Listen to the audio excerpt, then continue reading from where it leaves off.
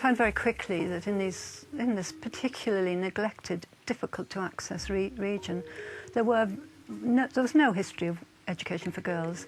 Mothers had never been to school, and the girls were kept at home to do things like help with siblings and grow food, because there's no Sainsbury's. It's subsistence farming, and it's really on the poverty line. These people were very poor. Those that we work with are coming out of the poverty trap now.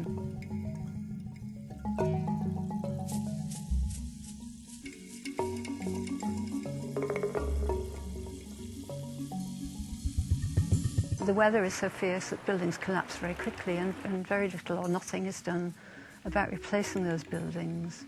But because we work with the local people, the people themselves who want to benefit, we can rebuild very quickly and very cheaply.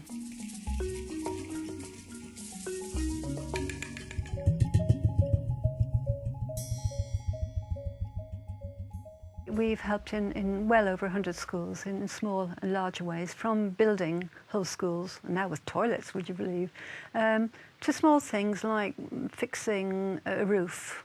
You know, the weather is very, very difficult, so a roof will be removed, and we can put it back for less than a couple of £1,000. When there's no roof, schooling stops because it's either raining too hard or the sun is too hot.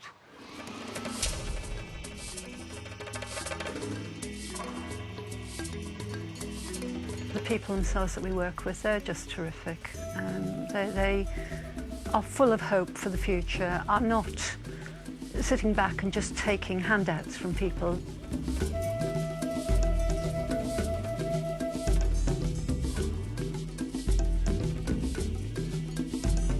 But the women that we give loans to will walk miles and miles and miles to see us, who will work extremely hard to make the money that we lend them pay, so they can not only repay the money, but then they can maintain themselves and their own small businesses for the foreseeable future. The government gradually now is already beginning to take over some of our 6 vocational schools for girls. They think they're a great idea. So we are no longer paying the teachers. The government is actually paying those teachers and is working with us to make sure the teachers there are good.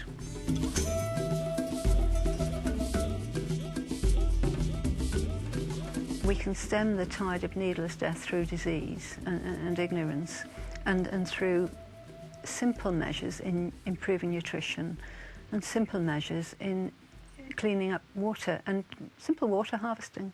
You know, just putting pipes in. It doesn't cost really anything at all. But if people have never seen that and know about it, then it's never going to happen. But if in schools they're learning about it and see it happening in our schools, then that's going to happen, and it is happening in other places.